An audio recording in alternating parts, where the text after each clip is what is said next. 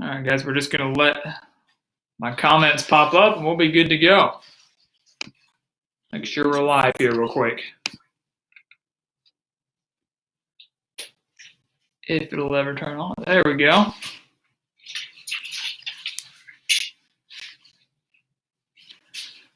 All right. Well, good evening, everybody. Welcome to the Gridiron Expert here on yet another Wednesday night live stream. Back to our normal time. Last week we did a little earlier, mid-afternoon, but now we're back to our normal time. Wednesday nights at 8 o'clock Central, ready to take all of your questions and comments regarding anything and everything college football related. One of the best live streams out here on YouTube, one of the best chat rooms, without a doubt, here on YouTube, getting to talk with you guys, always bringing some insightful analysis of your own. So we're super pumped to have you all here with us. So we got John Hopkins already on the line with that customized Kentucky intro. Jeff Wilson, thank you always for commenting. I hate that you won't be able to be here much tonight, but at least you were able to stop by just for a little bit. DM, some quick calculations, fellas. 3,820 plus 180 equals 4,000 subscribers. We are very, very close to getting to 4,000 subscribers. And certainly hope you guys will continue to spread the news. And if you're not subscribed, go ahead and hit that subscribe button and join the Gridiron Gang, as some have claimed it and named it, so we can get up to 4,000 subscribers before we start predictions. And that official release date will be announced very, very soon. I've had a couple of people already talk to me about that. When are predictions coming? You know, it should be now, it should be soon. Other people are doing it. Why aren't you? Because we have some big stuff in store. Because we have some big stuff in store for you guys. So that official date will be coming out very, very soon. I cannot wait to share it with you all. Keto on the line with us right here, along with Scott Van Kale. Both of you guys, appreciate your comments on all the videos. Happy to have you. Everlasting Chaos, what's up, my man? Melissa May, good to see you. It's been a while. So happy to have you here with us. Dat Dude BP, how's it going? It's been a long time with your Tar Heels, man. It's been a while since I've seen you and heard from you. So hope you're doing well. Hope you're battling all this stuff as best you can, all this COVID stuff, especially as best as you can, hanging in there. Super happy to have you. Mike Myrick right back at you. Gold Knowles doing extremely well. Extremely well. And Emperor of Rome, once again, the number one moderator here. Roll Tide, roll. Super pumped to have you. I know last week kind of threw everybody off for a little bit. Different timing, shorter live stream. It wasn't set up for that much success. But tonight certainly is. So we're super pumped to have everybody. And of course, we'll get more into the chat and into the stream as we go on. As many of you already know, this is going to be a chat-only live stream tonight. We will not be doing call-ins tonight, so we can get to everybody in the chat. So we can acknowledge everybody in the chat so we can get to you guys. Because while we love getting call-ins, while we love hearing you guys on the live stream, getting to actually discuss, we get some really good questions and some really insightful analysis right here in the chat that unfortunately I'm not able to see all the time when we're juggling phone calls. So super, super excited to be doing that tonight. And we're just going to jump right into it. One thing that I do want to kind of address, we'll kind of get this out there. I'm sure it'll spark some discussion. I came across an article the other day. And it was talking about the state of SEC quarterbacks right now. I was talking about, a couple of years ago, when you think about it, we had some really, really elite SEC quarterbacks across the board. It was a very deep class.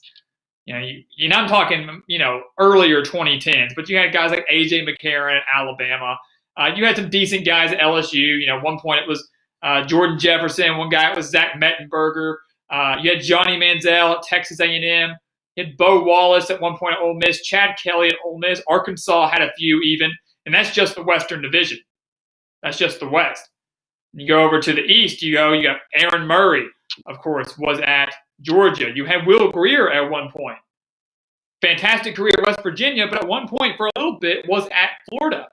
So you had him over at Florida.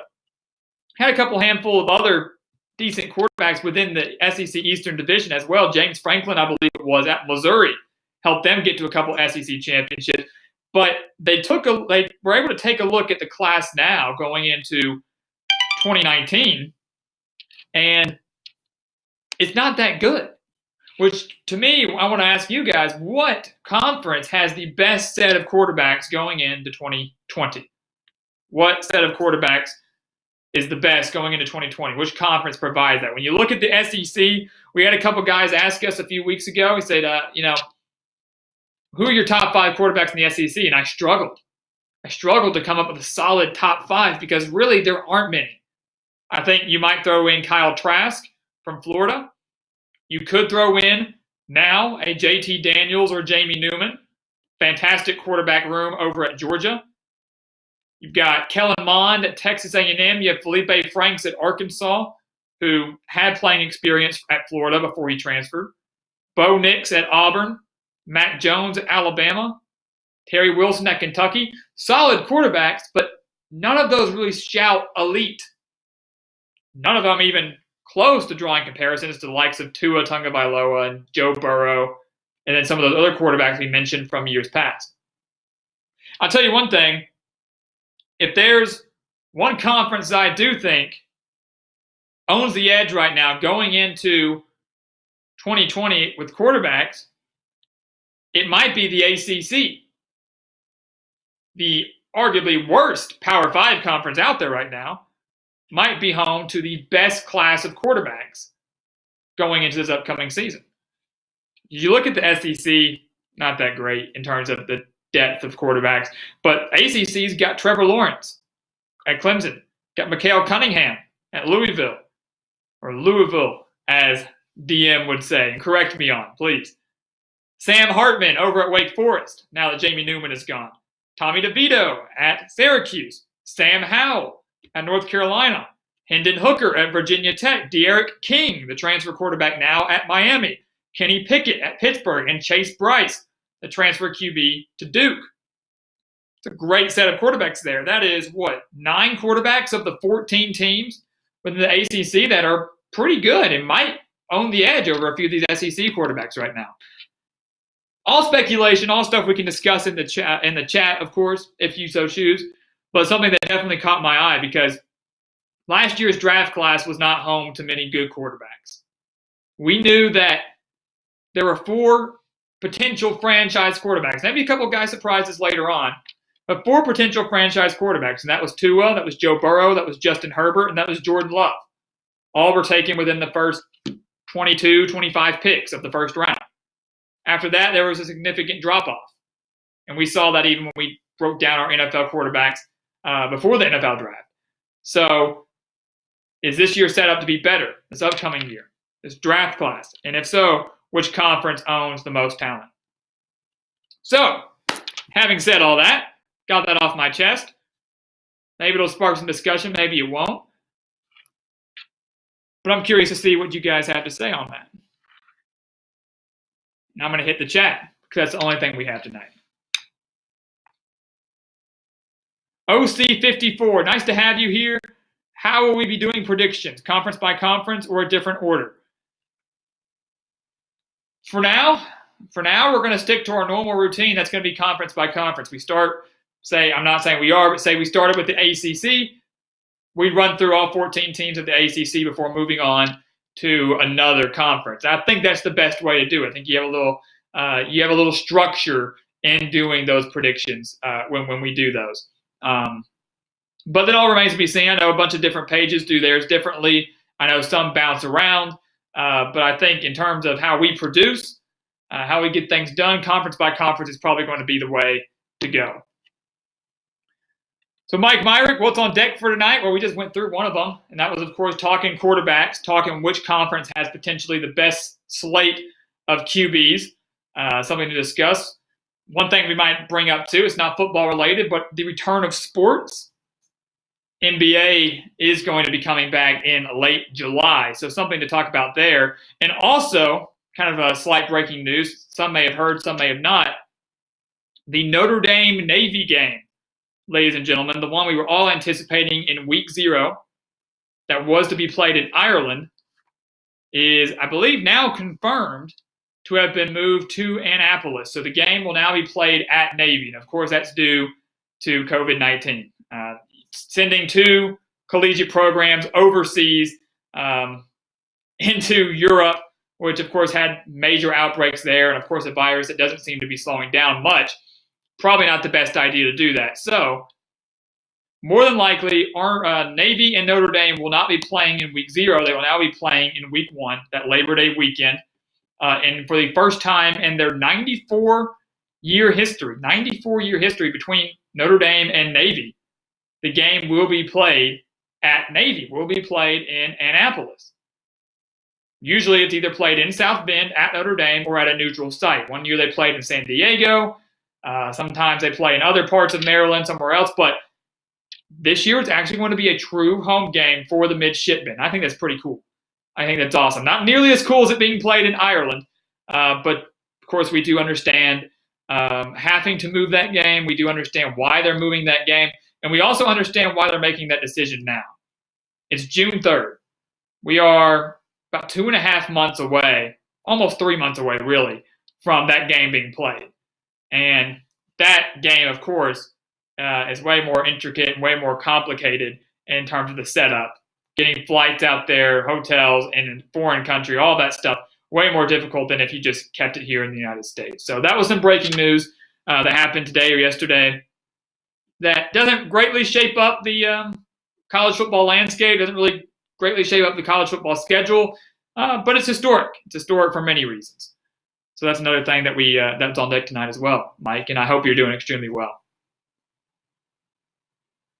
So Melissa May making some great comments. Let's help them out. Like, share the stream, share the videos, tell your friends, tell your neighbors, tell your pets. I don't care who you tell, but help us out here at the Gridiron Expert.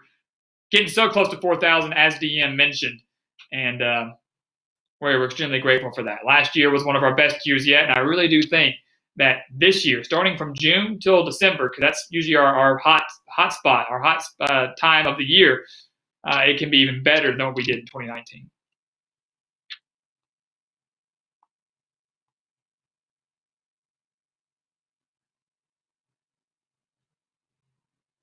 And making sure that I'm not missing anything in the chat tonight. I'm not going to do that. We're just going to hit them one by one. We're in no rush.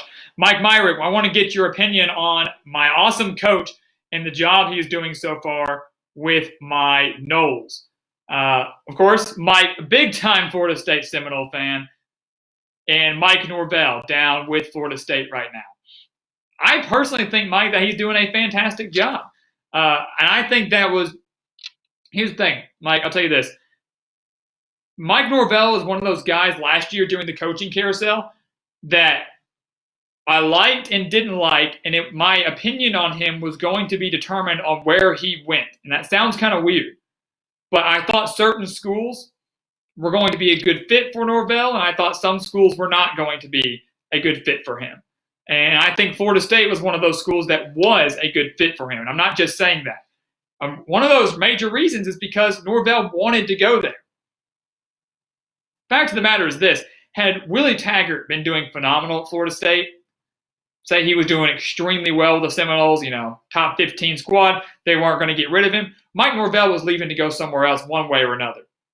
But the thing is, and the problem that I have with some coaches, Mike, is you look at some guys and it's like, yes, I'm going to go take this job because I can move from the American Athletic Conference to the SEC. I can get paid more money. I can maybe recruit better talent to an SEC school with their facilities than maybe I could within a group of 5 school. That's great and all, but I don't like coaches that do that for those reasons. Great opportunities, you got to seize them. But I also want a coach coaching my team that genuinely wants to be there. And Norvell wanted to be in Tallahassee with Florida State. So I thought that was a good fit. I think that he got what he wanted, and he's going to a school in Florida State that has a rich history and certainly has a rich offensive history. And he's the guy that can come in there and get it back on track. He's an offensive-minded coach. So, Mike, I think on the recruiting trail, he's done a fairly decent job. I think the biggest question this year, obviously, is going to be quarterback play. How well did the Seminoles play at quarterback? Because I think if they had just even slightly above average or just maybe average quarterback play under Willie Taggart, he would have won a couple more games during his tenure. And who knows, we might not be talking about this right now. Florida State is not, Mike, I know you don't like to hear this, they're not in contention to win the ACC this year. Of course, I don't really think anybody is outside of Clemson. Until, as we've said on multiple videos and streams, until the king of the division or king of the conference can be dethroned, it's theirs to lose. And that's certainly the way that it is for Clemson right now. But within a few years, Florida State can get back to the point where they're challenging Clemson to win that Atlantic division. And who knows, make a college football playoff, make an ACC title game. Who knows what could happen after that. But I love the hire. I love what he's doing. And I think the future is very, very bright. This is not going to result in failure.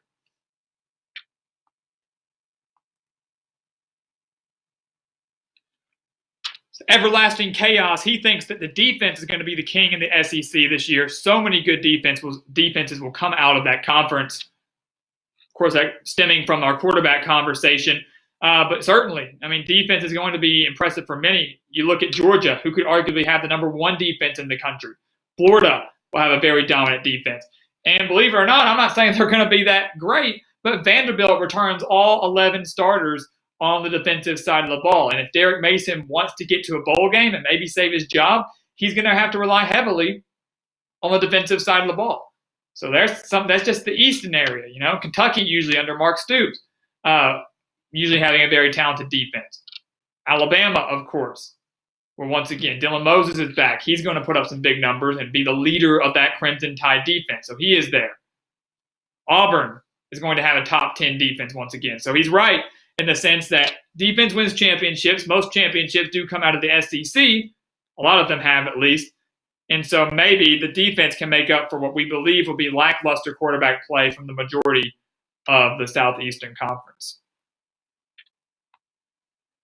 Cyclone Mitch, good to have you, my man. Hope all is going well. Enjoyed tweeting with you the other day. And certainly glad to have you with us tonight.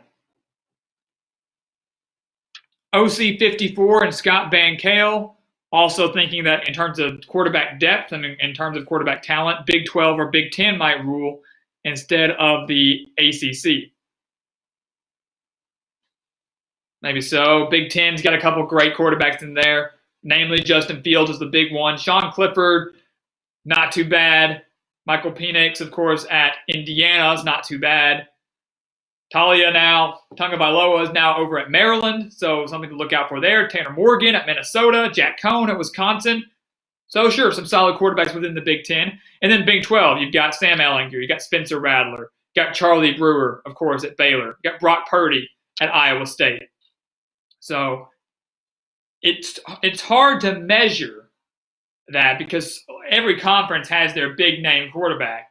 I certainly agree with all of you that it's not the SEC this year that's going to own that quarterback crown in a way. Not going to be them. I still lean slightly towards the ACC with a probably a close tie for second, of course, between the Big 10 and the Big 12.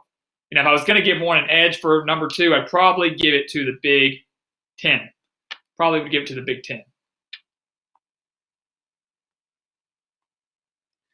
Yeah, Emperor of Rome, that's a really good idea. Just doing a chat-only stream every month for variety.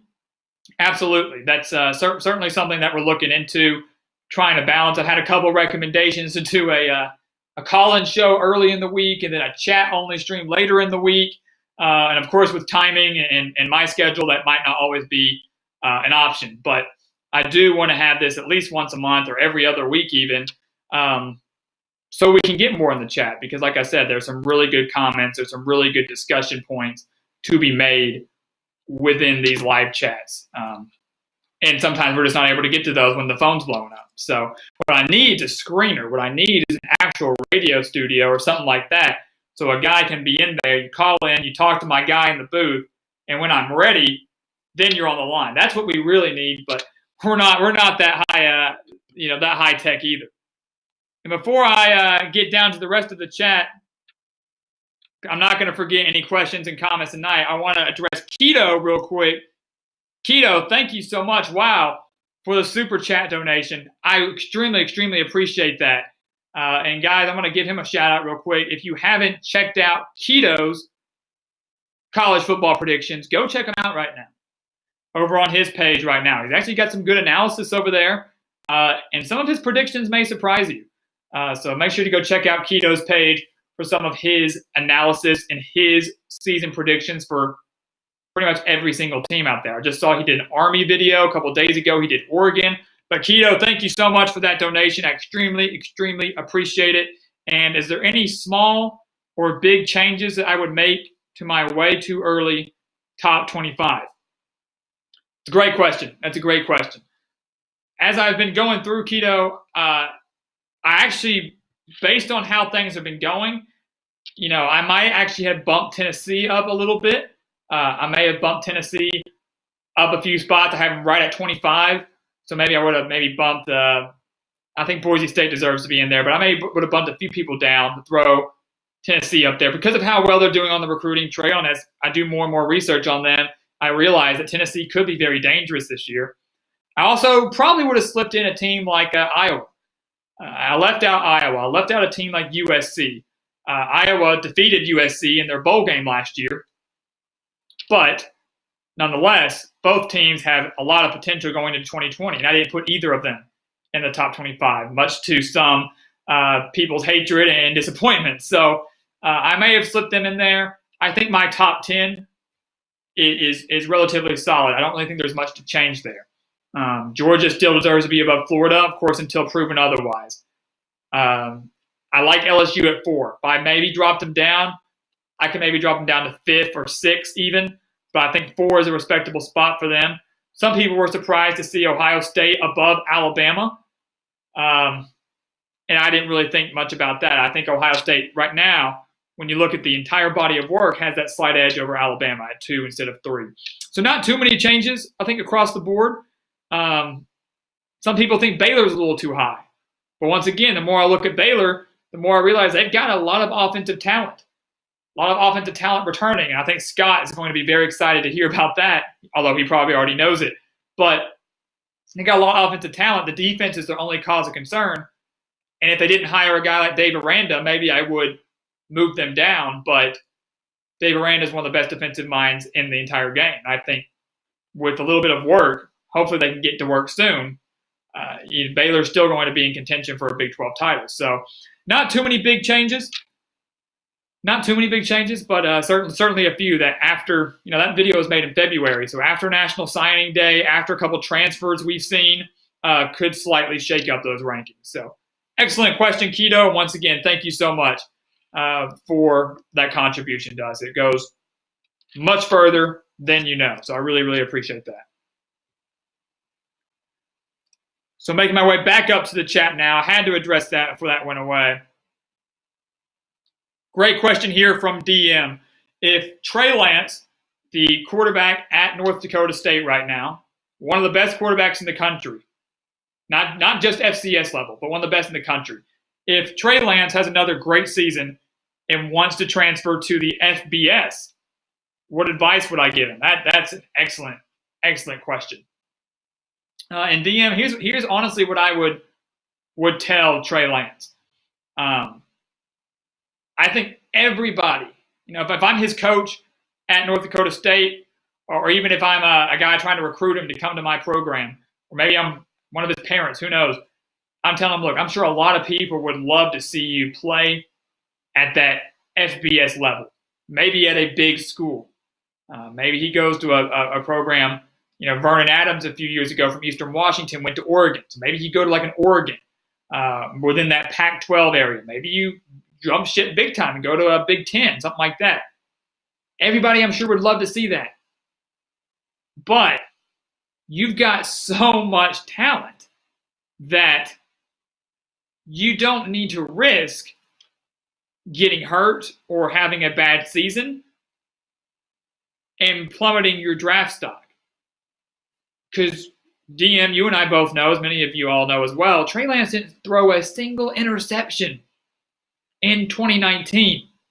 He was a freshman quarterback and didn't throw a single interception in 2019 and led the Bison to an FCS national championship. That's unheard of. Once again, doesn't matter what level of college football you're playing at, that's unheard of.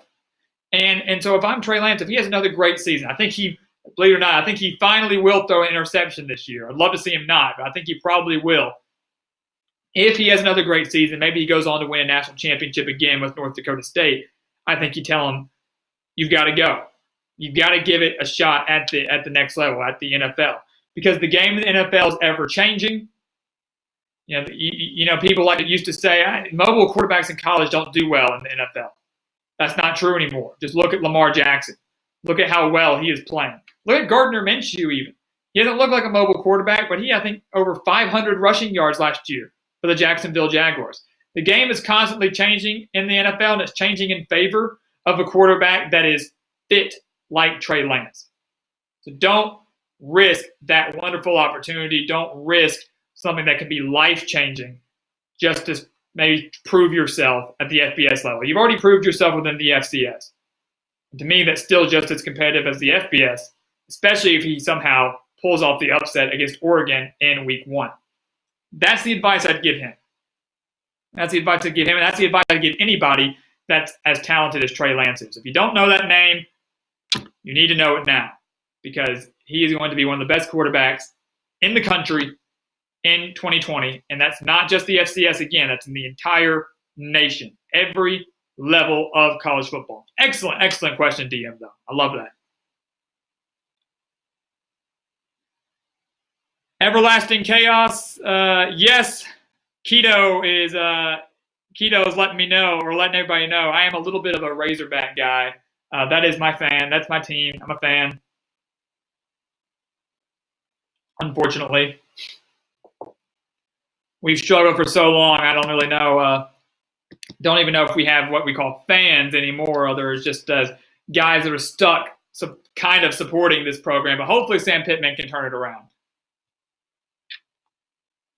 That dude BP thinks Jamie Newman is overrated. Well, a lot of people do. I know Mitch and I have had this conversation a few times. I've had this conversation with a couple other analysts as well. I think you're going to get a very good idea of how good Jamie Newman is after that game at Alabama in week 3. I think they take care of Virginia. Georgia takes care of Virginia. That's not the biggest test. They have a cupcake team in week 2, and then it's Alabama. And if Newman performs well there, whether Georgia wins or loses, then you'll know the hype is real. But I saw a stat the other day that showed Jamie Newman's stats against Clemson during his time at Wake Forest, and they were absolutely horrible. I think it was like 40 yards, 2 interceptions, something like that. I mean, the stats were terrible, and Clemson, of course, annihilated the Demon Deacons. We knew that. No one was going to beat Clemson last year until LSU. No one within the ACC was going to beat Clemson last year. And I saw that, and I kind of had to take a step back for a moment, and I had to think, all right, if he did that bad against Clemson, which is still a great school, many SEC teams could not beat Clemson, but still, if he did that bad against the Tigers, how good is he going to do in the SEC against the likes of an Alabama, against a Florida, against maybe an LSU if they were to meet in the SEC title game? So Auburn, of course, Georgia and Auburn always playing. So I thought about that. And I started, thinking maybe he is overrated. Maybe he's not always cracked up to be. Now, JT Daniels could give him a run for his money if he's granted eligibility. If he's granted eligibility to play this year, it might not be Jamie Newman under center like we all thought it would be for the past few months. That's going to be a really fun quarterback battle to watch if the NCAA grants him immediate eligibility. And my money says they will, because they love money. And JT Daniels is a big name, and Georgia is a big name school. Georgia is a playoff contender. Anything to get the big name on TV and to help the big names program and the big name school, the NCAA will do it because that's more money in their pocket. I'm not going to get too deep into the NCAA scandals and my hatred towards them, but it'll be very interesting to see how that plays out. Georgia has one of the best quarterback rooms in the country between those two, and then the recruits they've brought in. I think Vandergrift is one of them. So it's going to be very interesting to see kind of how it all transpires over the next few weeks and months, really, as we get into summer practice. Scott Bankale, Tyrell Shavers from Alabama has entered the transfer portal. I did see that. 6'6" wide receiver, hoping Baylor goes after him. Well, wouldn't that be a great replacement for Denzel Mims, who Baylor just lost? A huge get for Baylor if they could do it. Horrible loss for Alabama, whose wide receiver core is already relatively thin after losing a guy like Jerry Jeudy and Henry Ruggs to the NFL draft this past year. So even though Shavers didn't have the biggest stats last year, didn't play as much last year, he was expected to kind of fight and contend for that number 3 spot at wide receiver at Alabama. So that's a pretty big loss, I think, for the Crimson Tide. And Emperor of Rome, making sure to remind everybody, hit that like button for us. We really, really appreciate it. Hit that like button. 1 thumbs up goes a long, long way. You have no idea. Have absolutely no idea. So make sure to help us out with that. Nathan Bryant, good to see you. And Scott already answering that question. Where will the Notre Dame-Navy game be moved to? No longer in Ireland, as we mentioned. It will be played at Navy for the first time. For the first time in the 94-year history.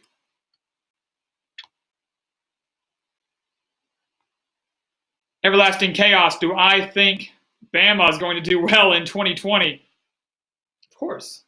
Of course. I'm not going to give a season prediction right now, but this is still Nick Saban in Alabama. And let me tell you, where did Alabama go last year? Is it 10-2 in the regular season? Right? Lost to LSU and lost to Auburn? Yeah, I know a lot of programs that would kill to go 10-2. That was a down year for Alabama because they didn't make the SEC championship and they didn't make the college football playoff. That was a down year by their standards. I know tons that would love for a 10-2 season and a win in the Citrus Bowl over a top 15 Michigan team to finish 11-2. So many people would love that. So last year was not necessarily a bad year for Alabama. It was by their standards. It was by Nick Saban's standards. And I think they certainly will bounce back in 2020. And once again, we mentioned with Jamie Newman, is he overrated or not? We'll find out against Alabama. We'll see how up to the test Alabama is against Georgia, and you might even get to see how up to the test they are and how good they are in week 1 against USC, assuming that game is played. Keaton Slovis, very dominant wide receiver core, a team that we maybe should have ranked in our top 25, some say, could give Alabama's defense a really good test and really would be a great kind of intro game for Mac Jones. It's not his first start, but it's his first time starting as the full-time starter at Alabama, and it's at a neutral site against a good Power 5 school. That's going to be very interesting to see how it plays out. It will not be a 52-6 beatdown like we saw a few years ago.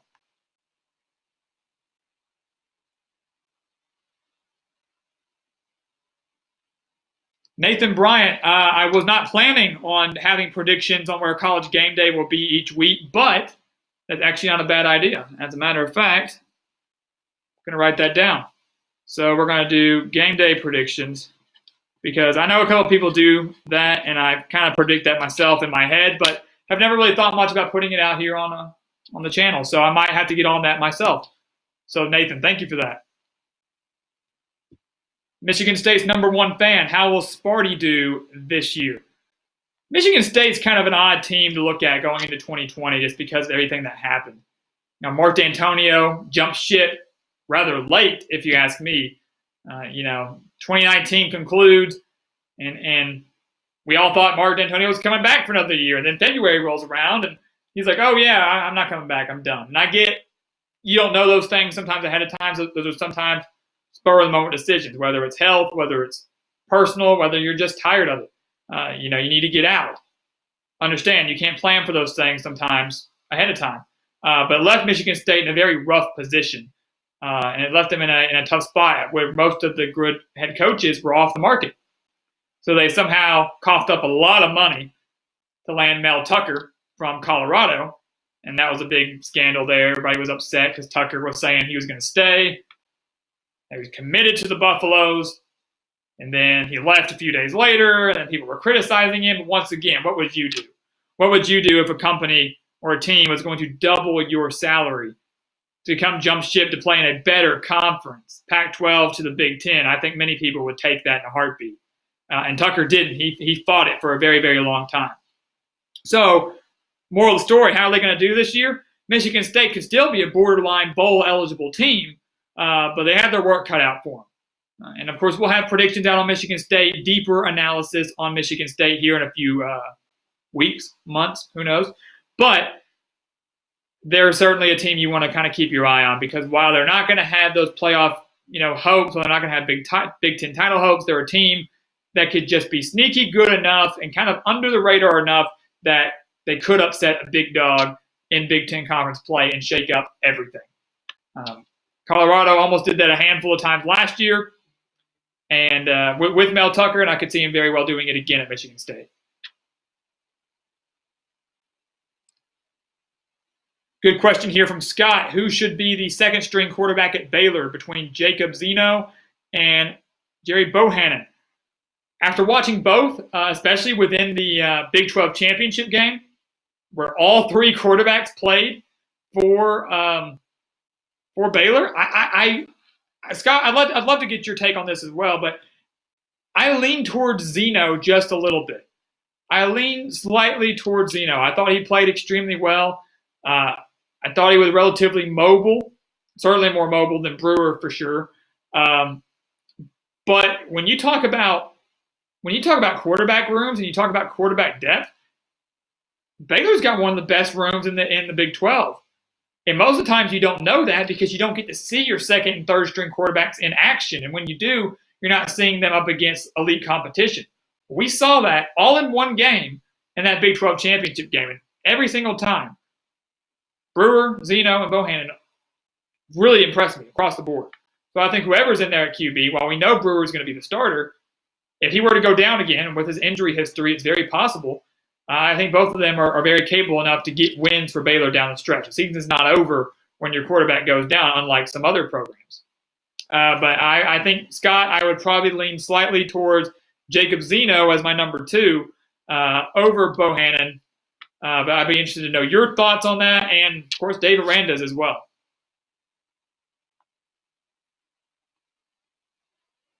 Melissa May out here saying she has football withdrawals. I think we all do. I think we're all kind of struggling right now.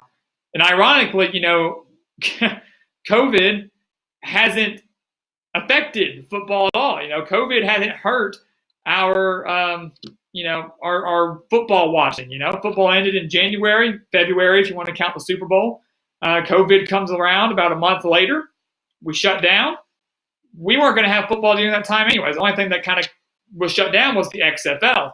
But even then, that was about to end shortly after COVID started anyways. So we really haven't had to worry about it too much. But this is about the time I usually start to have the withdrawals too, because you can start to smell it. You can start to smell football's coming back. We're about 2 months out, give or take.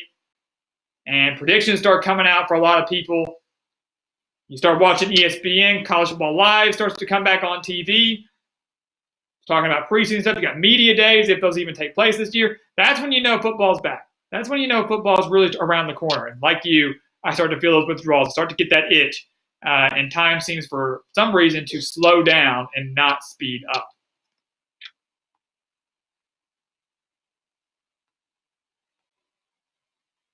As I keep scrolling down here through the chat, trying to make sure I'm not missing any big questions or comments. I see a good one from Emperor of Rome that I'm going to get to here in a second. Cole Converse, the big Iowa State fan, along with Cyclone Mitch as well, asking me a question here. More likely in 2020. What is more likely in 2020? Kansas wins a bowl game, or Iowa State makes the college football playoff? And there are no other options. There is no C, all of the above, or D, none of the above. It is one of the two. And Cole, that's a tough question. Just with those two scenarios you've given me. And you're not going to like my answer, but I almost want to say Kansas wins a bowl game. And here's why. Kansas went 3-9 last year, but had 3 games decided by a touchdown or less.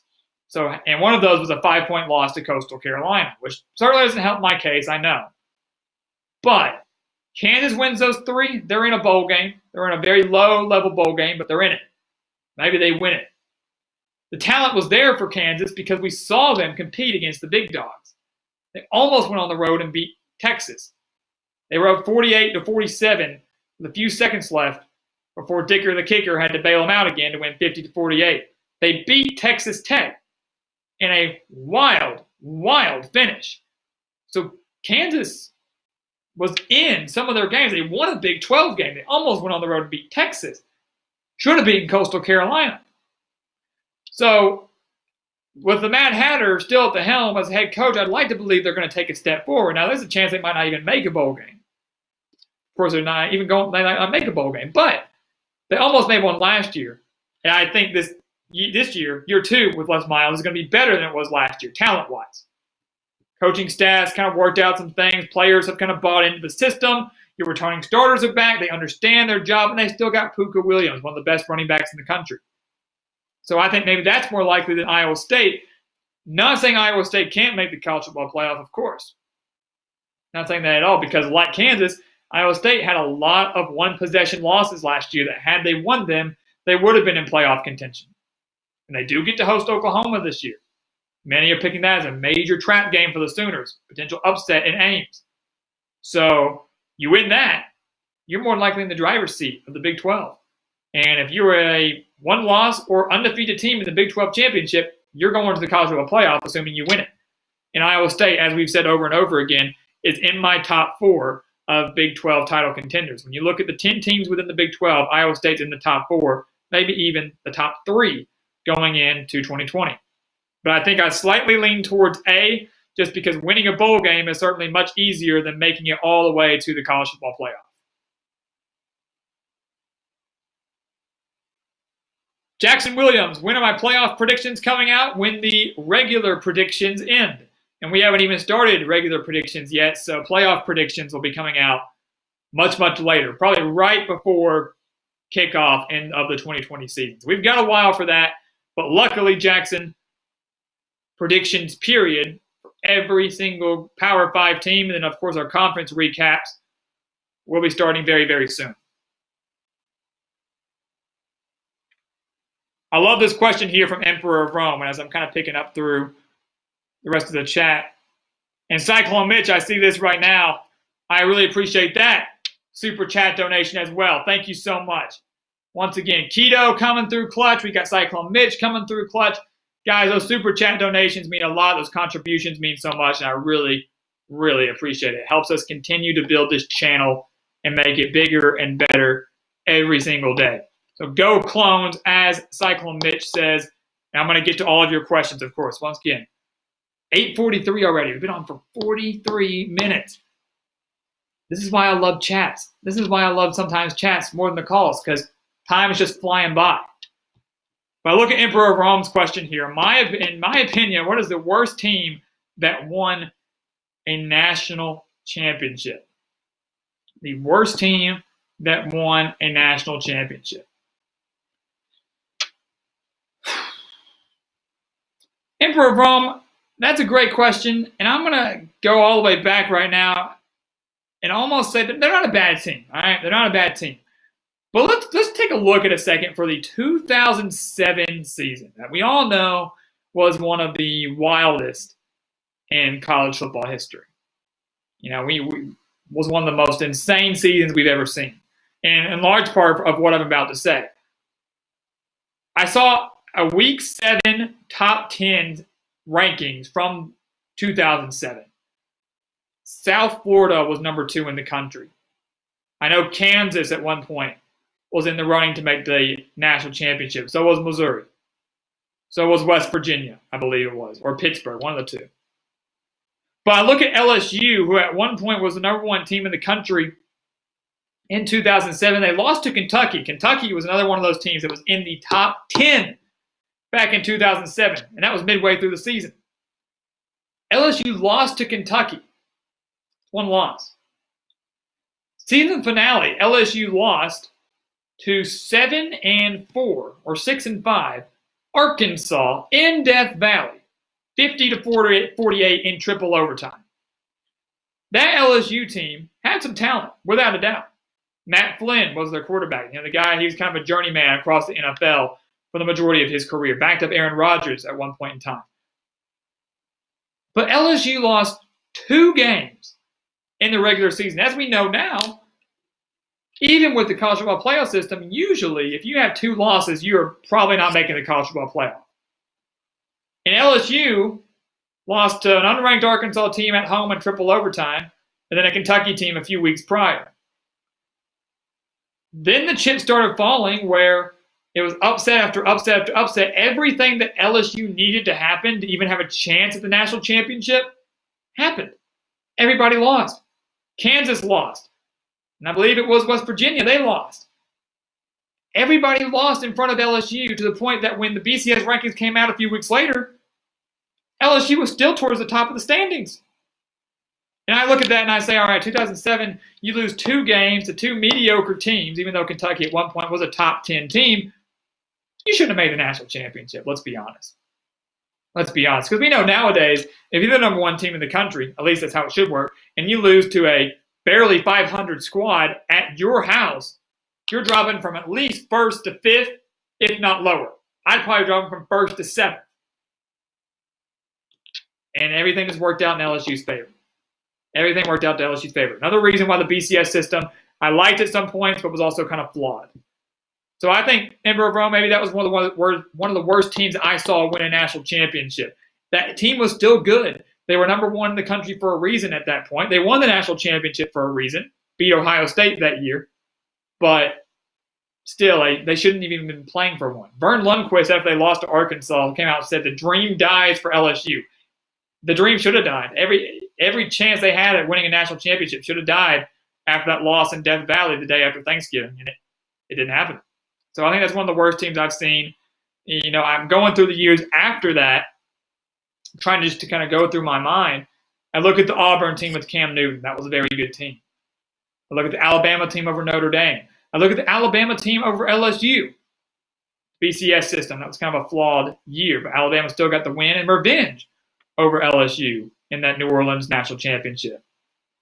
Look at Ohio State a few years ago. You can't say they were a bad team. You can't tell me that a team with their 3rd-string quarterback that beat Alabama and then beat Oregon, can't tell me they were a bad team. Clemson, another Alabama. You know, those are all legitimate national champions that I never looked at and viewed them as they're not that good. They're really not that good. 2007, though, was a year that was wild for a reason. It's one of the most memorable, one of the best for a reason. But I think that LSU team was probably the worst, one of the worst I've seen take home that crystal ball. Unbelievable. As I continue to move through this chat here, Cyclone Mitch already watched the 2016 national championship. He rewatched that. And once again, Cyclone Mitch, happy to have you here. College football obsession coming through from Harris Highlights, I believe it was, to our Gridiron live stream. So that's fantastic. Happy to have that. And once again, guys, we're not taking any calls tonight. We just had a guy try to call in. We're not taking any calls tonight. It's a chat-only stream. Just wanted to make sure we reiterate that. So, Sam, I know that was you calling. I apologize. I'm sorry we weren't able to take your call. But tonight's only a chat-only stream, so we can get to as many questions and comments as possible. And I just saw we got another super chat donation here from DM. From DM. I extremely appreciate that, DM. That means a lot. And I'm going to certainly get to your questions. I know we've got a lot that I've got to fill up through here. But that really means a lot. Guys, this is the most we've ever gotten through super chats. Most one night we've ever gotten through super chats. And you guys have no idea how much that means to us. So, DM, I really appreciate it. Keto, I really appreciate that. Cyclone Mitch, so much appreciate that. Every single one of you helps us out more than you know. Those likes help us out more than you know. Those super chats help us out more than you know. Comments on videos help us out more than you know. Something as simple as that seems irrelevant helps channels like this in huge, huge ways. So thank you so much, DM. I appreciate that. Always enjoy talking with you. It's always a pleasure talking with you. Whether it's about FCS, FBS, Rutgers, whoever it may be, enjoy every moment of it. All right, scrolling back up through here so I can make sure we get through the chats. I want to make sure we don't miss anything. This is our chance. This is my chance for redemption, guys, because I missed so many comments and discussion points last week in our very short live stream. This is my chance to get back on track.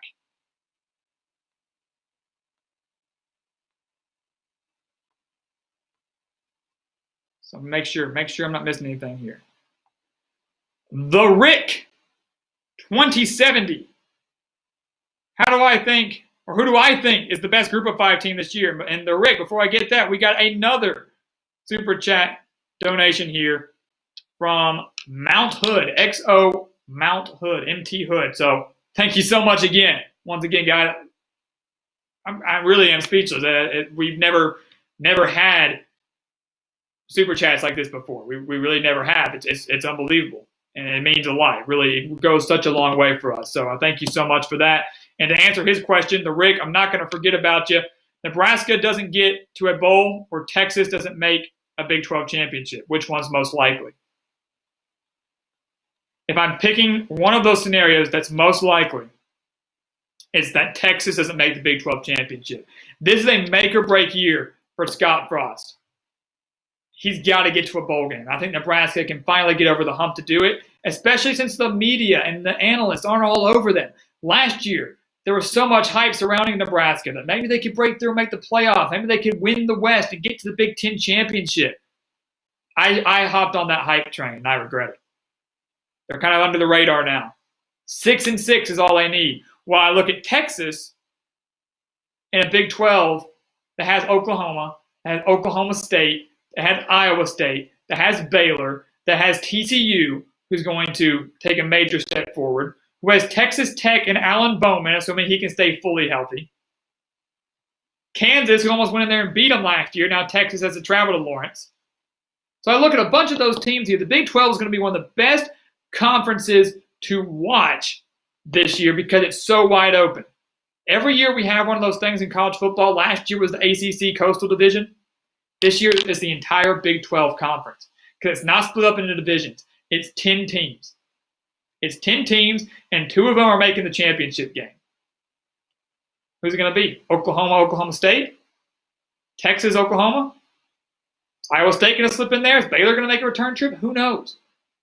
But they're all going to be beating each other up.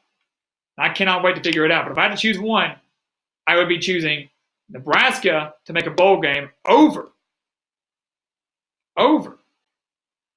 Texas making the Big 12 championship. But of course, you'll get my official predictions on all of those here very, very soon. And Craig, Pina, I want to thank you so much again. Yeah, another super chat donation. I once again appreciate it so much, guys. Wow, it's kind of crazy. Once again, it's unbelievable to me. But thank you guys so much. And I'm sorry you're not going to be able to stick around for a while, Craig. But I'm super glad you're able to stop in for a little bit.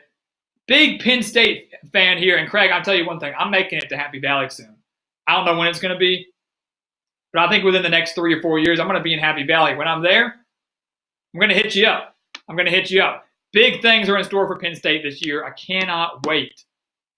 To watch some Penn State football this year because if they're going to make the playoff, this is the year to do it.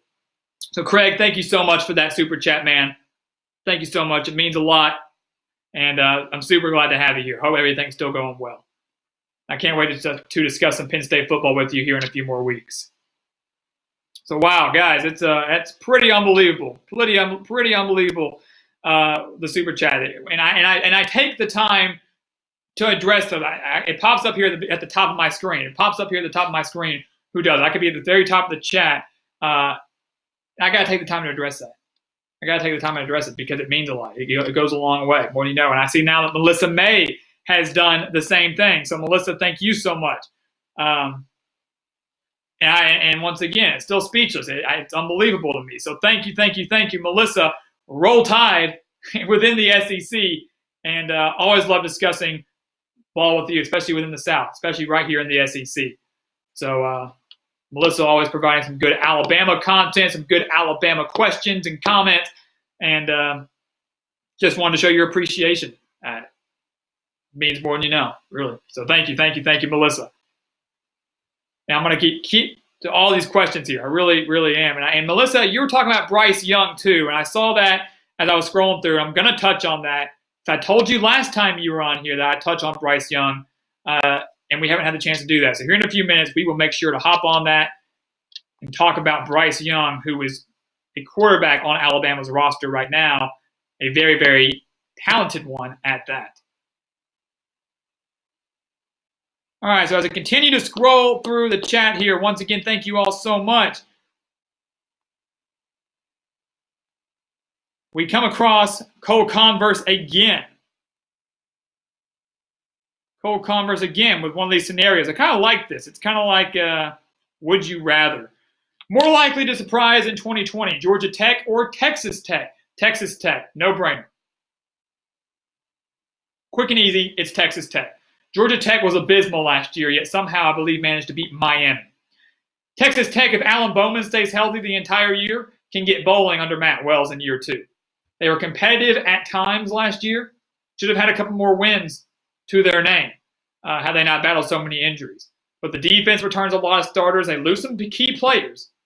The defense returns plenty of starters for a Matt Wells type of coach that likes to build up a defense. If Bowman stays healthy, that is the key. If Bowman stays healthy, this Red Raiders team can once again be one of the best offenses within the Big 12 and can very well get back to the postseason. So to me, that's a no-brainer. Texas Tech surprises more than Georgia Tech, that I still think struggles a little bit with trying to find their identity under Jeff Collins. I still think they're trying to figure out how to adjust to his new offensive scheme. Cyclone Mitch out here saying that Bama is going 12-0. Alabama is going to finish the season 12-0, which I'm sure Melissa would love. Certainly after the 10-2 season they had last year. And that Saban is going to win 2 more natties, and then he'll be done. Saban is going to win 2 more natties, and then he will be done. And then who takes over at Alabama? Dabo Swinney. We all know that. Come on, guys. We know what's coming. He's going to leave Clemson. He's going to come to Alabama, his alma mater, take over arguably the greatest college football head coach of all time. More than likely, that is what's going to happen. Would love to see it happen. I think a lot of people within the SEC are anxious, and they're ready for Saban to get out because it's like finally we'll have a chance to win the West. Not as Swinney comes in. But Cyclone's a bold prediction, Mitch, and I personally would love to see it. But with the college football playoff, the one thing we've noticed, I don't know if it would have been any different with the BCS system, but it's the road for everybody, but certainly for Alabama, has been much tougher to win national championships. He's done it. Alabama's done it. They've won 2 now in the college football playoff era, but they've also fallen a few times. They fell to Clemson. They fell in that semifinal to Ohio State in the inaugural year. They didn't even make it this past year. So certainly the road, even though it's a small 4-team playoff, it makes things a lot more difficult for those elite teams to finally capture that national championship. So Saban wins 2 more natties, and then he'll be done. But how long does it take for him to win those 2 natties? TX427 LFC. Sounds like my Apple ID password. How was my dinner plans last week? Did I have a hot date? Great across the board. No hot date this time around, but it was a great time last week. And hopefully that latter part will play out very, very soon.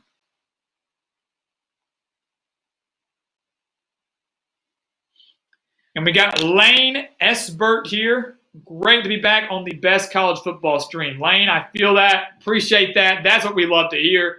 And we like to take a little pride in that ourselves. We try to be the great college football stream. So thank you very much, Lane, for joining us. Hope everything is still going well.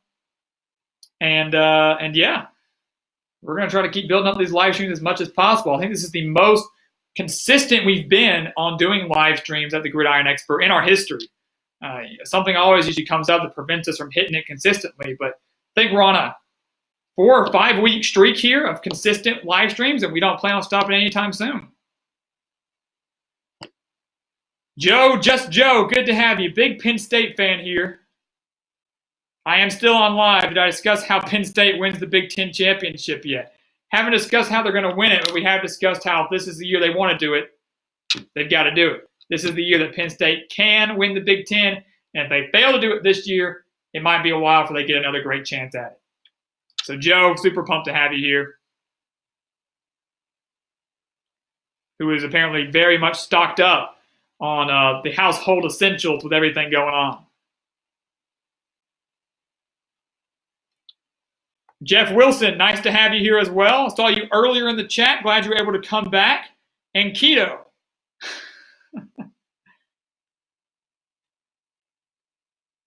I was on Wheel of Fortune, as you asked. Won't go too deep into detail, but my episode aired beginning of April. Beginning of April, I was lucky enough to be out there in Los Angeles for College Week. When I put that note out there, if some of you remember, way back in February, saying we weren't going to have National Signing Day coverage because we were going out to LA at the last minute, it was for Wheel of Fortune. It was to be on a game show that I've been watching since I was about 2 years old, as I'm sure many of you guys have as well. One of the best game shows out there, and certainly was very, very blessed and fortunate to get to kind of live out a dream of mine. My dream since I was little, Keto, was just to get up there and spin the wheel. I'd always just wanted to go up there and spin the wheel. That's all I wanted to do. Kind of like some people want to go on The Price is Right or Jeopardy or something like that. That's what I wanted. And so to get to live out that dream and to have that opportunity and also get to explore the city as well, to get to go take in a Lakers game at Staples Center. Unfortunately, shortly after Kobe's passing, the atmosphere there was unbelievable. To get to check out the entire city of Los Angeles, a place I'd never been before, was extremely awesome. And get to do that in the middle of the school year, even better. So yes, I can't believe you figured that out, considering it's been so long, almost 2 months since it aired. But yes, I was on there. Filmed it back in February, aired in April. Experience that I will never, ever forget.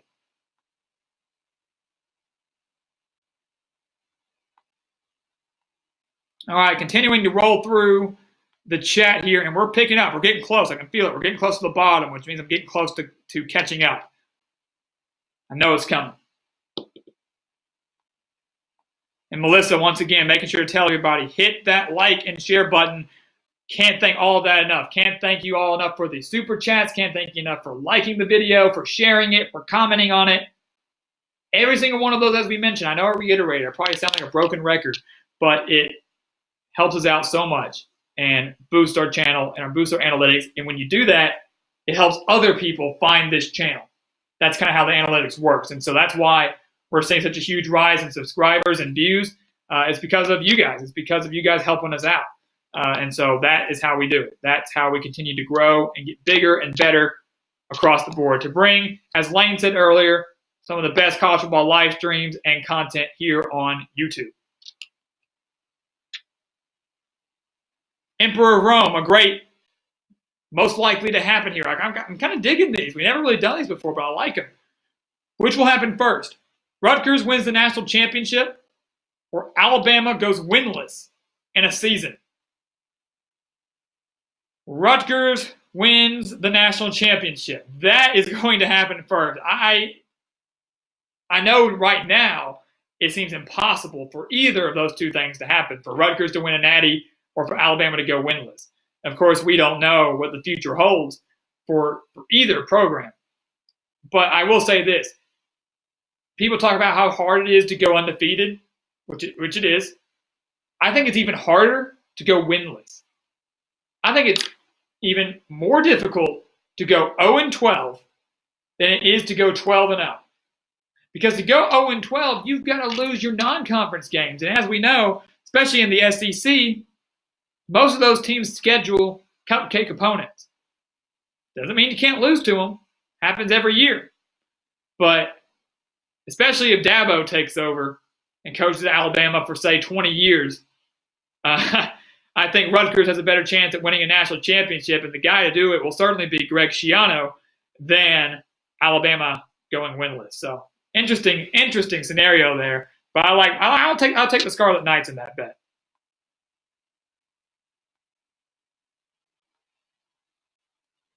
Nathan Bryant, where is Urban Meyer looking to coach again? If Urban ever comes out of retirement, maybe he does, maybe he doesn't. Because I've just read an interesting article about Urban. Kind of getting a backstory on him and his personal life and, his journey to coaching. And, he stepped down from Florida because of health reasons.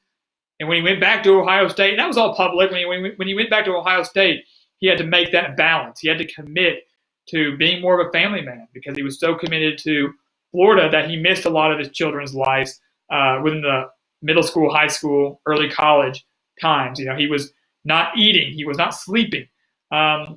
Maybe Urban likes a little bit of retirement and likes the lax life of just being an analyst for Fox and chilling. Who knows? But if Urban does come out of coaching or comes out of retirement to get back into coaching, there are two places that I think could take him away. And right now, I say only two. That is USC, if they do in fact fire Clay Helton, and that is Notre Dame, if they get rid of Brian Kelly. I don't think they get rid of Brian Kelly if Notre Dame wins 10 games. I don't think they get rid of Brian Kelly if Notre Dame wins 9 games. I know people are tired of it because they want Notre Dame to get back to the point where they can start competing for national championships. Keep in mind they were in the playoff 2 years ago. Keep in mind they were in the playoff hunt up until their Michigan loss last year, and that was after a loss at Georgia. Notre Dame's consistently in the top 10.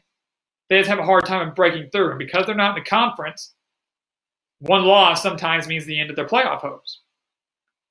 But I think those are the two schools that could take Urban Meyer out of retirement and back into the coaching world is USC and Notre Dame. Two rivals fighting for one of the greatest coaches of all time. That's my opinion. Maybe he doesn't, though. Maybe he doesn't come back out. But I think that's where he'll go if he does, in fact, come back out of coaching or out of retirement. Keep saying, messing that up.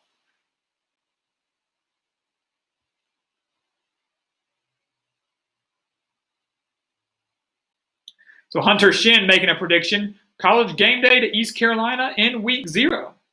Navy Notre Dame game is rescheduled, and the 50th anniversary of the 1970 Marshall Thundering Herd is coming up. Is that who East Carolina is playing in week 0? I haven't even looked at the week 0 schedule that detail. But if that is in fact the case, why not? Because game day was going to go to Notre Dame and Navy in Ireland. Now they're not. Now it's in Annapolis. Still a big deal. First time Navy's hosted in the 94 meetings, 94 years, whatever. But I think it'd be more touching, and what a great way to kick off 2020 with the 50th anniversary of the 1970 Thundering Herd. Of course, we all know the tragedy that happened with that. I think that'd be a very great way, a very moving way to kick off the college football season. And how excited would the Thundering Herd fans be and the faithful be to have college? Marshall will never say never, but probably would never host college game day in their lifetime. Why would they? Why would they? They're within the Conference USA. Not going to be highly ranked. Maybe they run the table one year like UCF did when college game day went to UCF. Maybe that's their best chance. But this is a chance for college game day to do something different. I get tired of it when they choose kind of the wrong places. Sometimes you look at the schedule and like they should go here. And they surprise you like, oh no, we're going to this place instead. Why? Why don't you just switch things up a little bit and go to a place that's still a very big game, very, very big game. But now you're going to a place that you haven't been in 20 years, 30 years, how long it's been. I think college game day sometimes gets caught up in the bright lights and the kind of the blue bloods that they sometimes forget. We haven't been to this school either ever, or in 10 years we've never been. And here's the thing. Last thing I was talking on college game day. I love the show. I love watching. I love getting up and watching that every Saturday. Our time with Lee Corso is limited. Our time left with him is limited. Not saying he's going to pass away, but he obviously is getting on up there in age. And sooner or later, he will no longer be a part of college game day. He might have to retire. Heaven forbid that he were to pass away.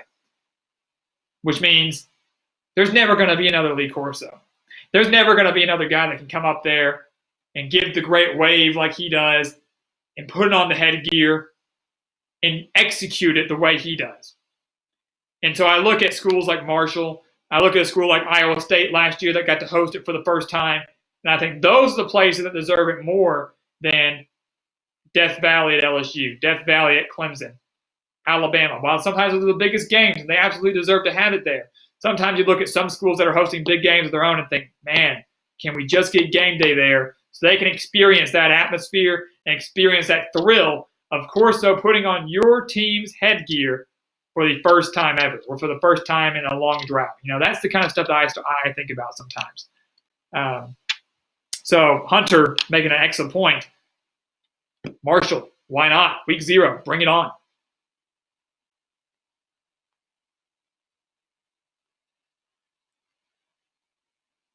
Scott Van Kale, who should start at running back for Baylor between John Lovett and Tristan Ebner? He says Lovett slightly. Ebner needs some touches, either catching passes or running.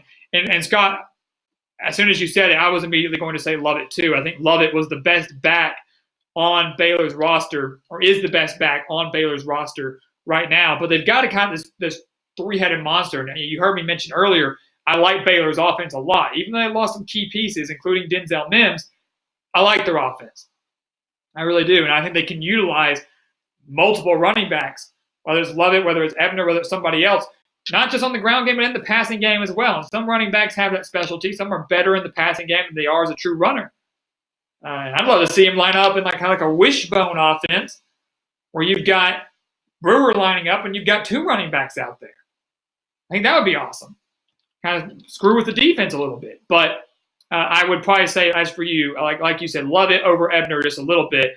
But just because we say that, I do believe Ebner is still going to get quite a bit of touches and quite a bit of playing time. Hey, Sam, if you're still here, you're all good, my man. Hey, all good. Once again, we're just sticking to the chat only. Next week, if we get back to call-ins, we definitely want to hear from you so we can talk SEC West football, as last week we talked a little bit about the SEC East. Cole Converse, greater revenue, career YouTube earnings, or Wheel of Fortune earnings? No comment. No comment. I won't touch on that one. But regardless, fantastic experience, both across the board, both Wheel of Fortune and here. And Sam making another super chat donation. I didn't see it pop up, but I do want to touch on it. Check out the Gridiron Expert Instagram. If I didn't mention that earlier, I am an idiot to say that I didn't. Yeah, go follow us on Instagram. Georgia's DM right there, Sam, our good friend Sam, who runs one of the greatest Instagram pages on college football in all college football, all CFB, is helping us run the Gridiron Expert Instagram page. So if you have it, go drop us a follow there. Go drop us a follow on Twitter. Subscribe here. But our Instagram page has taken off quicker than I could have expected.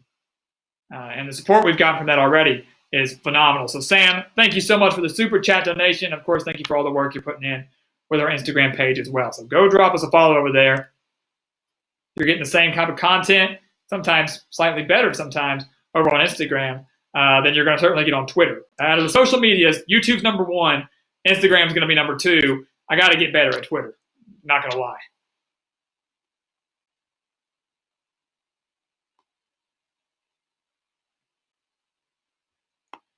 And we are slowly picking back up here on the chat as I am nearing the bottom. Thank goodness here. I really want to get caught up. College football obsession, helping out big time as well. Got some good content both on YouTube and Instagram, so you go check him out. We mentioned Keto. We're just kind of throwing out some shout outs to some of my good friends out there. So Sam, of course, all of college football. Keto out there. Just plain Keto, go check him out, his page. And then College Football Obsession as well.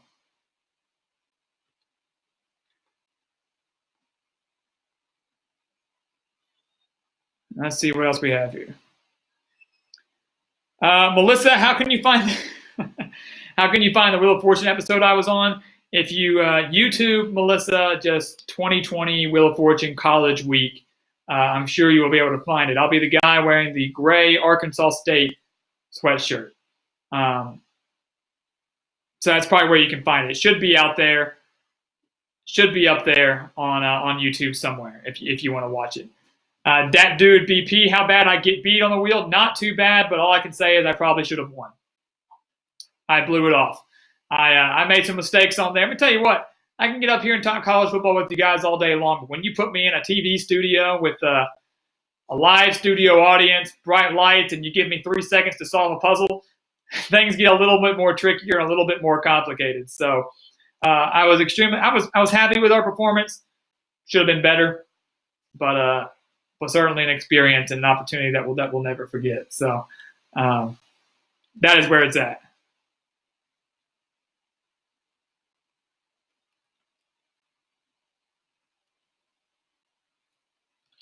And College Football Obsession saying that next time we're on the live stream, he's going to go ahead and make a super chat donation once he gets that pretty hefty check from mowing lawns, my man. I need to get into that business, but I appreciate it. Once again, I really appreciate that. I want to say I like your content a lot over on your page, genuinely. You've got some great stuff brewing over there. You've got some great stuff brewing on your Instagram page as well. And look, the effort is key. The effort is absolutely key in anything that you do. So that doesn't just go for YouTube and football talk. That goes for everything. So I'm not going to hold you to that. I'm not going to hold you to that super chat donation. But, of course, we're not going to say no to it either. So thank you so much, man. I appreciate the kind words. I appreciate the offer. And keep up what you're brewing over there, because really you're going places. Over 2,000 subscribers already on your YouTube. Emperor of Rome's always wanted to be on Jeopardy. I don't know if I can handle Jeopardy, man. I really don't. Wheel of Fortune was my #1 game. I love Jeopardy. I love playing it on like my phone or the PlayStation. You know, I've played it with a group of friends before, trying to outsmart them and stuff. But I've watched it on TV before. The amount of knowledge they have is unbelievable. But with you dropping all the random knowledge and all the random facts, usually every week here on our live streams, you would probably do extremely well on Jeopardy. I'm not going to lie.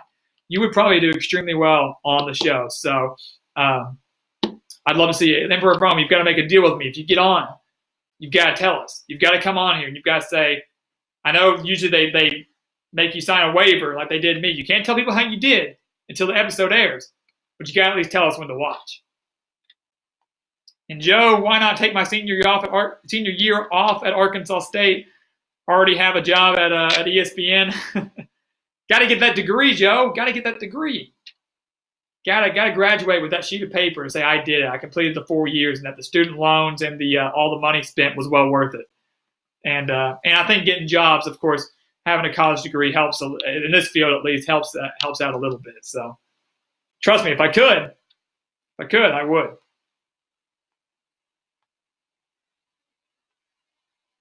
Cyclone Steve back on the live stream. It's been a while since we've heard from him. Been a while since we've heard from Steve. So, Steve, I hope you're doing well. Hope you're excited for some Iowa State football coming up. And, of course, I'm always ready to hear your comments once I predict Iowa State and every other team as well. Steve got really mad at me when I made my 2017 Iowa State predictions, which were horrible. Looking back, I totally messed up on that. Didn't have high expectations from Iowa State, and they certainly exceeded them. They did extremely well that year under Matt Campbell. And so the next year I come back and make a decent Iowa State prediction. I think I had them at 7-5 or 8-4. And I think I gained a little more of Steve's respect. And then last year we started selling our expert picks because he said straight up picks aren't any good. Start doing picks against the spread, which we had been doing in the past. We just hadn't made them public. Then we finally did, and we did extremely well against the spread, one of the best in the entire country. So I think slowly but surely Steve's warmed up to us.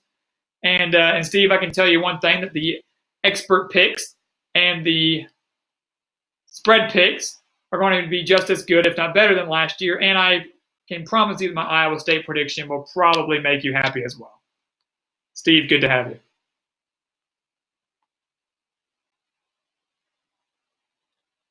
DM, great comment here. FCS game day will be week 8, South Dakota State at North Dakota State. It's a quiet FBS weekend. And DM, I was actually looking at that the other day, just trying to cycle through. I saw one page that tried to predict where game day was going to go every week. And they had, I think it was week 12 or 13, later in the year, they were picking that to be the FCS weekend. But it wasn't even going to North Dakota State. That's the thing. It wasn't really a great matchup.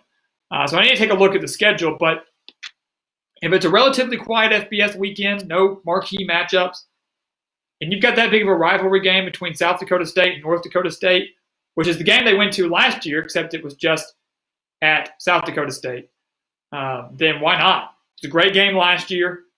Number 1, number 2, I believe it was, or number 1 versus number 3 within the FCS rankings.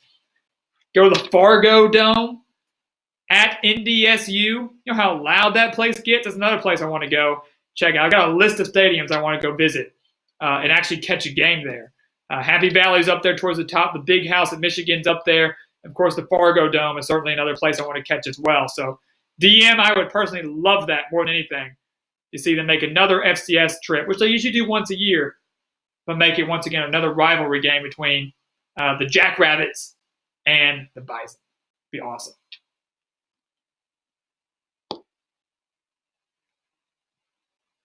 Cole Converse, if Arkansas makes a bowl game, in my mind, will they have brought home the bacon in 2020? If Arkansas makes a bowl game in 2020, I will be absolutely ecstatic.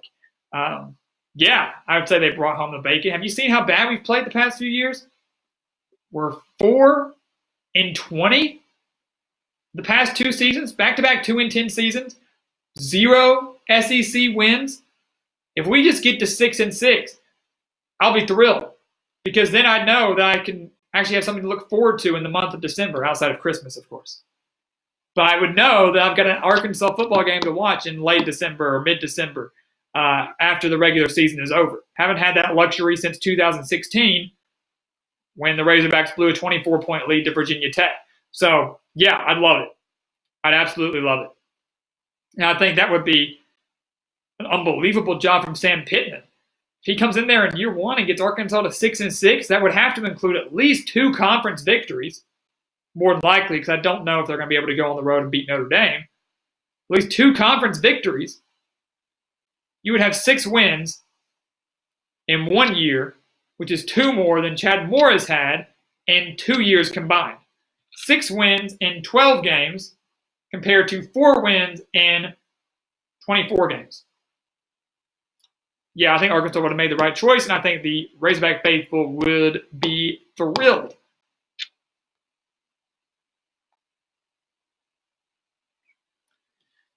Palmetto Horn, hook 'em, baby. I'll throw up the hook 'em real quick. I do that on occasion, not too often, but I do. I'll do it for Palmetto Horn there. I'll do that for Will Burrow if he comes back and watches. I know he's a big Texas fan. Nathan Bryant, could I see Appalachian State leave the American Conference? Can I see App State leave for the American Conference and Liberty taking their place in the Sun Belt? Nathan, I'll be honest with you. I think Liberty going to the Sun Belt would be a step down. I think, people get a lot of hate for being independents. You look at a team, and Notre Dame especially gets a lot of hate. But I think Liberty, with the size of their school, with the size of their program, right now they're obviously not in contention, and probably for a long time, if ever, will not be national title contenders. It would help them maybe contend for a New Year's Six bowl game, which they very well could do if they were to run a table one year and go undefeated, which is why maybe a move to a Sun Belt or a Conference USA would benefit them. I could see Appalachian State certainly moving up, maybe to the American, just because of the history and how well they're playing consistently. I think App State could make that move up. But I think, Nathan, if that's the case and the Sun Belt's looking for someone else to put in the conference, I think they pull from the lower level. I think they pull from an FCS level and bump a team up to the Sun Belt rather than having Liberty, who's a independent, move down to the Sun Belt. I almost feel like that'd be a step down for the Flames. That's just my opinion. But I think that would probably not be something the Flames would be interested in. It'd be great to be a part of a conference. There's something to be said for that. Helps you out a lot with money. Helps you out with your scheduling. Because you have a set amount of teams you have to play anyways. But I just don't know if that would be the right move for Liberty, who's just a few years in to being at the FBS level. Twati Latte. Let's go, Gridiron. Let's go, my man. I'm so happy to see you. And I was scrolling through the Discord the other day, and I'm super excited to get a part of that and become a part of that here very, very soon. So definitely happy to have you here, and definitely, once again, thankful that I was able to be included in that Discord. So hope all is still going well, and I appreciate all your support, both here and on Twitter and within the chat as well.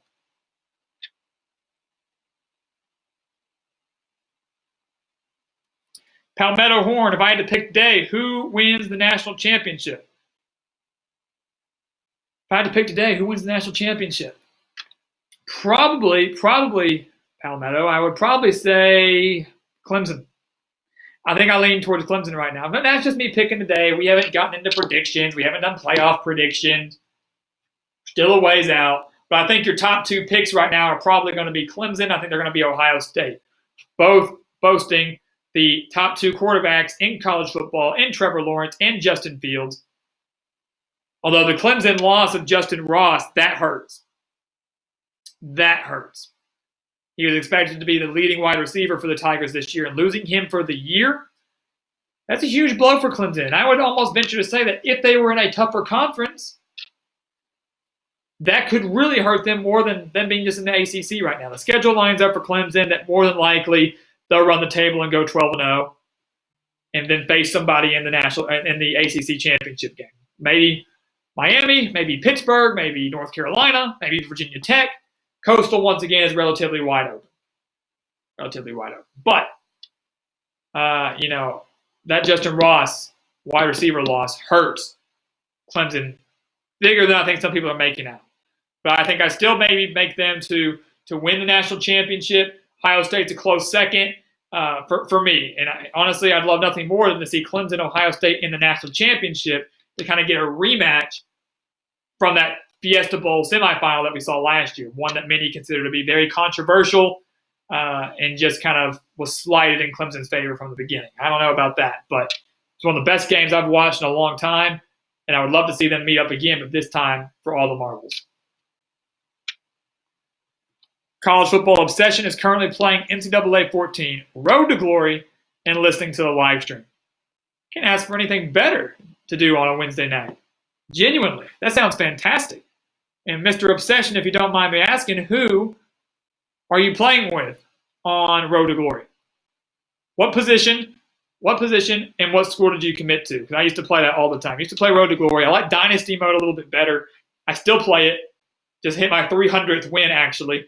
I'm like 30 years in as a head coach or whatever, but just hit my 300th win on NCAA 14 Dynasty. So even though we've got the PS4s and we're about to jump into the PS5s, and even though we haven't had a NCAA football game released since 2013, once again, it's that bond we have with college football and that effect that college football has on us that we can still play games that old and still enjoy them.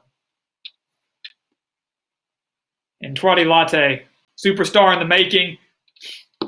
We'll see about that. I appreciate it. I genuinely do. I really appreciate that. And that's certainly the goal. That is certainly the goal, is just to keep building, getting bigger and better every single day. So eventually we can claim that title, the actual superstar. No longer in the making, but actually getting to the legit title.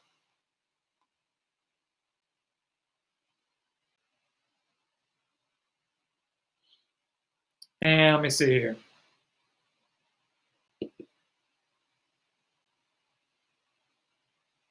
College Football Obsession pretty dang good on NCAA 14. Maybe we'll have to play sometime, actually. Cole, I do not follow Tristan's Razorback News, but I have seen his page. I don't follow it, but I have scrolled through his content a handful of times. He posts some solid stuff on there.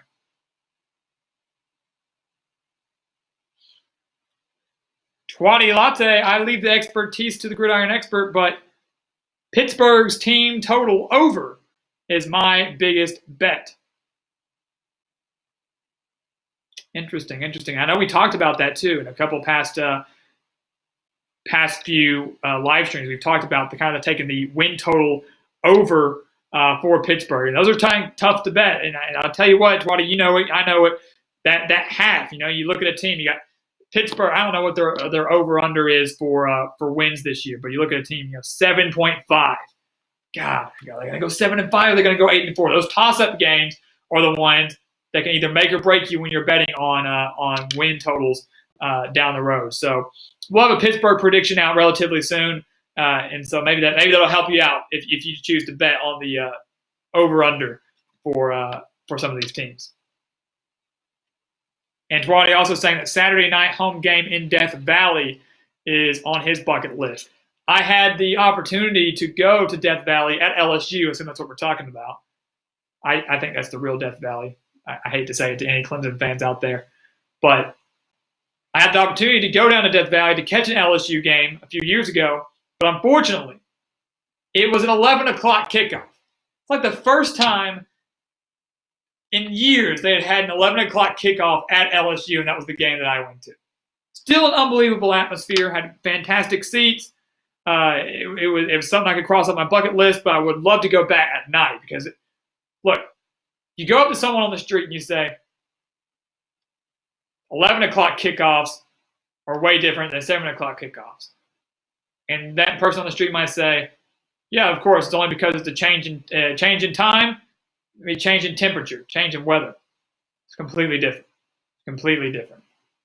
The atmosphere and the fans, they act different. They behave different.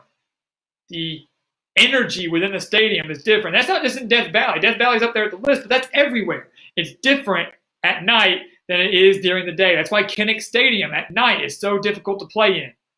Death Valley at night, so difficult to play in. You know, we talk about primetime games. You want to get those night games slotted because it's like the one everybody wants to watch at 7 o'clock at night.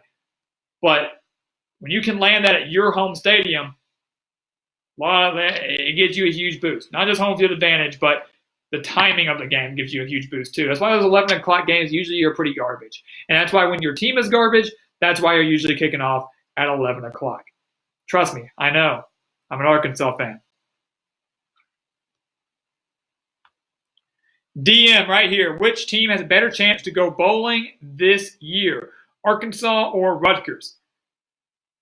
Well, personally, DM, I would love to watch this matchup. I'd love to see why not both? First off, I'd love to see Arkansas and Rutgers face off in a bowl game. That'd be super cool, especially considering how much those two programs have struggled in recent years. And fun fact, Arkansas has never defeated the Scarlet Knights.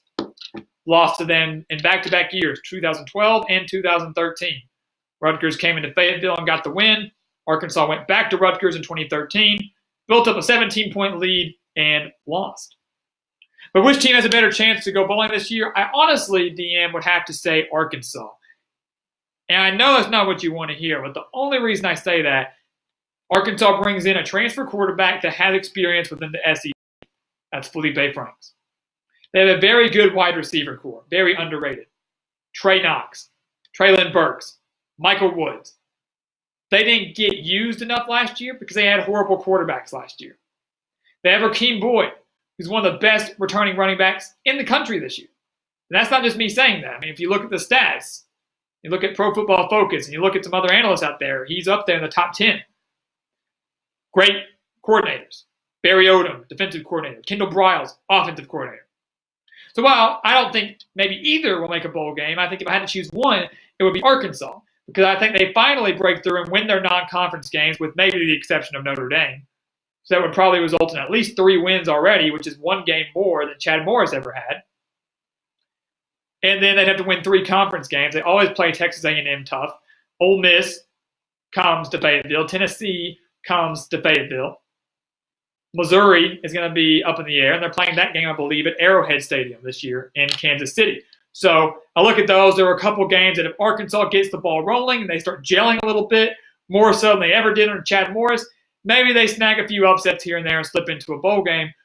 More so than Rutgers, who I do believe maybe even as soon as next year could compete for a 6-6 record and get to the postseason. But I still think has a lot to figure out with Greg Schiano and just a lot of key pieces to kind of put together. But DM, I think you and I have talked about this before. While Rutgers might not make a bowl game, they might not get the wins they need, I guarantee you 2 things. You're going to see fight in that team up until the very end, and they're going to be much more competitive than they have ever been in the past few years under Chris Ash. They won a few games for sure, but those days of getting blown out like 78-0 to Michigan, they're over. They're over. Rutgers will be much more competitive to the point where, once again, when you look at Rutgers on your schedule, you can no longer say that's a guaranteed victory. Those days are over. And that starts now. That starts this year, not next year.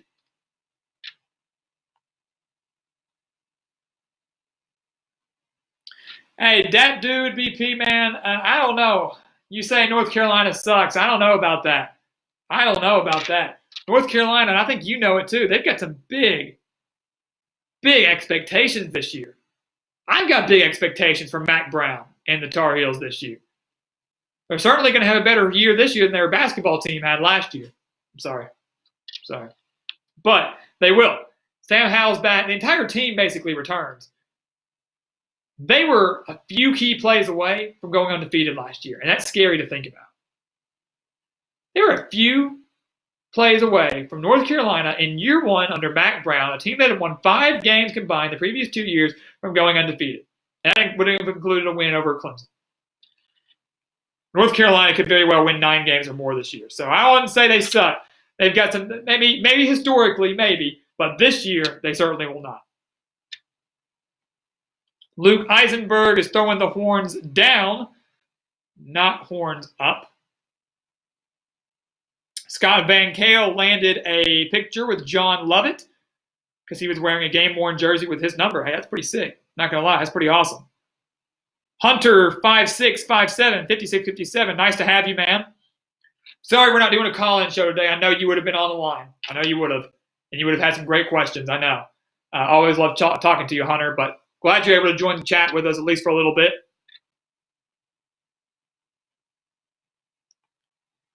As I'm kind of scrolling through here, we're about to hit the bottom. I think I'm finally caught up almost. And Melissa May, she's probably gone now, but she's off to bed.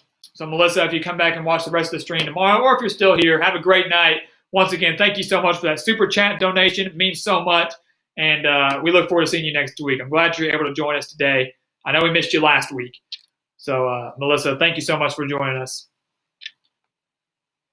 And Emperor of Rome, as we slowly about to wrap up here, we'll hit a couple key more comments here, and then we'll wrap up. We've been going for well over an hour and a half now.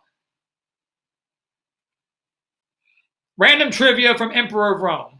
I love it. This is the guy that's going to be on Jeopardy one day, so don't forget it.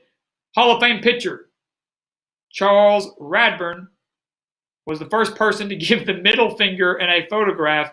He did it in a Boston Bean Eaters team photo in 1886. Well, wow. Charles, I'm going to go look up this picture now. I gotta see it. I assume they still have it somewhere. It needs to be on display somewhere because that's history.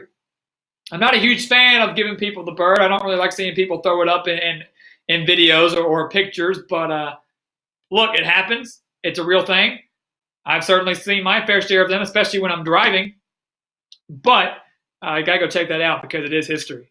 Wow. If that's a Jeopardy question, you better hope it's a daily double.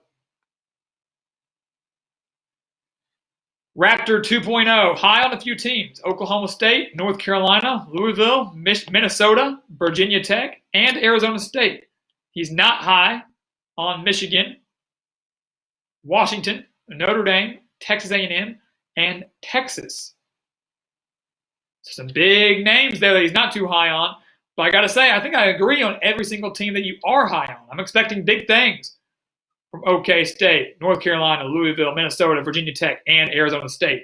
Every single one of those teams has the potential, maybe except for Louisville because they're in the same division as Clemson, to win their division or conference. Genuinely, they do.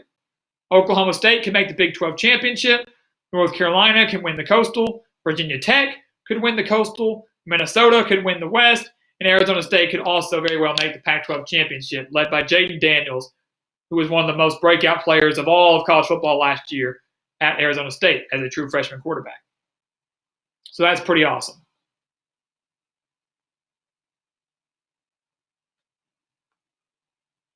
As we're caught up here, John Hopkins, no worries, man. We're happy to have you. Unfortunately, we're about to wrap things up here in a second, but hope you had a great time watching that movie, whatever it was. I don't blame you. I've got a couple movies I'm trying to catch. With movie theaters still shut down, there were so many shows I was looking forward to watching, over these past few months. I'm a huge Marvel fan. So the Black Widow movie was supposed to come out on my birthday back in May. And I was really excited. That's what I was going to go do. And COVID happens. Black Widow's still not released. I think they're scheduled to release that in November or December now. But there were a lot of big movies that I was looking forward to going to see in theaters that I just haven't been able to catch. I've been able to catch a couple streaming on TV. They've put them out there for you to rent, which is a little cheaper than going to the movies itself. But it's just not the same. It's not the same type of atmosphere. It just doesn't count. It doesn't mean as much. But John, still happy to have you right here. Ethan the Buckeye, still happy to have you here as well. Palmetto Horn named one dark horse for each. Big 12. Dark horse candidate this year, TCU. SEC, dark horse candidate within there, Tennessee.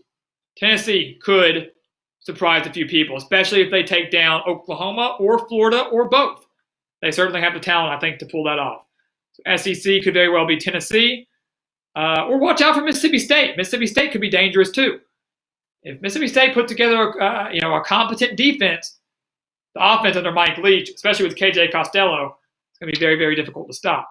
And then the ACC, one dark horse in the ACC. I don't know if you consider him a sleeper or not, or a dark horse, but Louisville for sure. Returns so much talent, returns so much speed. Crazy things can happen, guys. And I'm telling you, if in week 2, I believe it is, Louisville takes down Clemson, then Louisville's in the driver's seat to win the Atlantic Division. Louisville's in the driver's seat to win that division to make the ACC championship. Scott Satterfield is working wonders with the Cardinals, and I'm super, super pumped to see how it plays out this year. 8-4 last year. I think 8-5 was the final record last year, winning their bowl game. They're going to be much better this year. Michigan State's #1 fan. We already talked about Sparty. Come on, man. We talked about Sparty earlier, about Mel Tucker coming over and how well they're going to play this year. Once again, just in short, they're going to be borderline bowl eligible, in my opinion. Not to the point where they were under Mark D'Antonio, where they were competing for Big Ten titles and playoff berths. Tucker might be able to get there, but just not this year. Keto, Ohio State's playing at Oregon. Who do I think will win that game in week 2? Keto, I want to tell you. I really, really do. I want to tell you. But that would be like spoiling one of the biggest prediction moments for this upcoming summer, and I just can't do it. So whichever team I decide to do first, Ohio State or Oregon, depending on which conference we get to first, you'll know my take on that game then. But I can't tell you yet. But that will, of course, be one of the biggest games of 2020. And hopefully we will have fans in the stands, at least a little bit, because that game deserves to have a full crowd at Autzen Stadium.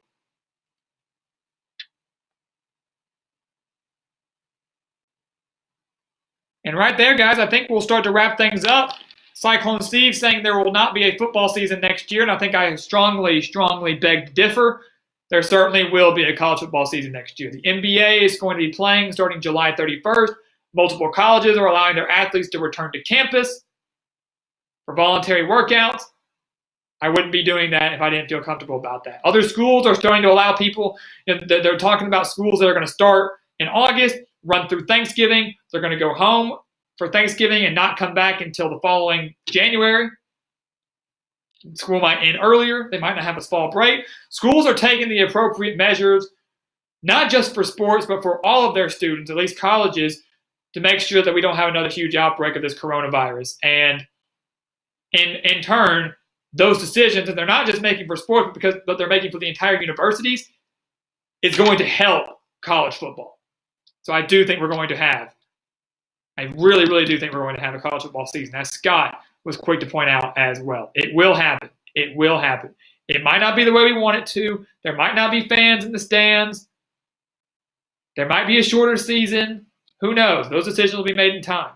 But we will have football in about 3 months. I can guarantee it. Mark it down. 9:44, Wednesday, June 3rd, we're going to have college football. Well, all right, guys. I think that's going to be doing it. I think that's going to do it. We're going to wrap up right here at the Gridiron Expert for our chat-only live stream, which I thought went extremely well. Something that, once again, to those of you that have been in the chat the past few weeks during our call-in shows and haven't been able to, receive a comment from me or an answer from me on your comments, I apologize. We're certainly, as Emperor of Rome mentioned earlier, we might do this once a month. We might do this every other week. Actually might be the route we go, if I'm being completely honest. But I like this. We got some great analysis, insights, comments, questions from all of you guys in the chat, and I really, really do appreciate that. So, guys, thank you so much for joining us. Keto saying I made like $30 this stream, so I can go buy like 20 Big Macs. Yeah, that's exactly what I'm going to do. Actually, I'm actually getting pretty hungry. So I want to thank you, Keto, for the donation, and thank you for your support. Keep up the great work on your page. Cyclone Steve, as always, pleasure is all mine. And so happy to see you back with us for a little bit. College football obsession. Keep up the great work. And I appreciate you as well. Ethan, the Buckeyes blocked you. You'll have some beef. Apparently you need to work out.